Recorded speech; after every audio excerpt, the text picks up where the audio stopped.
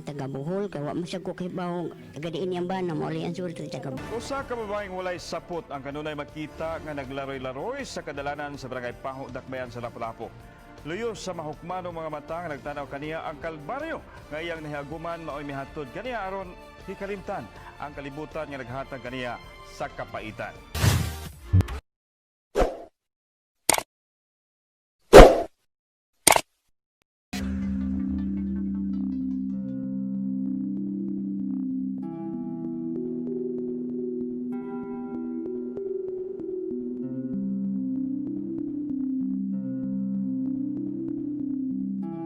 Ingat mo yung amahan.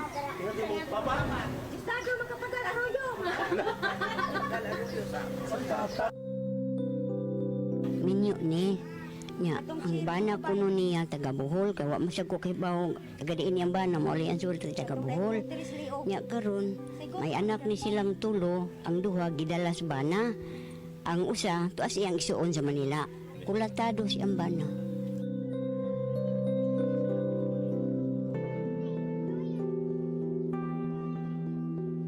Disgrasya na siya, gi-rape na siya, niya iyang anak gikuha sa iyang igsuon, niya ang katong iyang banabana gikulata siya bagong nanganak na siyang murag na amaw-amaw gina siya. Isip babae ko, mapil po na ko ba sa iya bang sitwasyon ba nga hubo siya niya, nay makakita nga may lang sa tarong nga malaki ang kanang mga kuan kanang dili tarong matabangan in taon siya mo bitang nahitabo to siya nga nagkaanak gid siya kay natabangan man siya naon nagang rape siya. Kami lagi nga palibot nga komunidad maluoy man lagi niya. So sige pamigbiste, sige biste niya. Nya wa man ilimit lagi sa oras nga matugri si labay. Napulaan pud na rin nahurot. So nung lakaw siya nga sa barangay. Ang barangay pod muhatag og biste. Ayaw pag-isgit anong sanina. Dakay ba na? Di man kumaminyo. Doktor kong anak. Kani siya dili ni siya mag-wild. Ang ina masugo ni siya imong palabhon maayo kay imong laba back to back pag iyang paglabaan niya.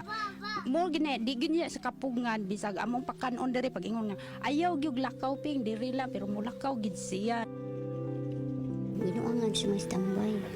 Oh, malubusan. Tulo ka buok ni anak ani sa gawas. Maway klaro. Gikuanan ko na siya implant nga good for 3 years nga implant sa iya dere. Ug wa pa ni siya nabuta nga hagbay mabunti sa pud ni siya.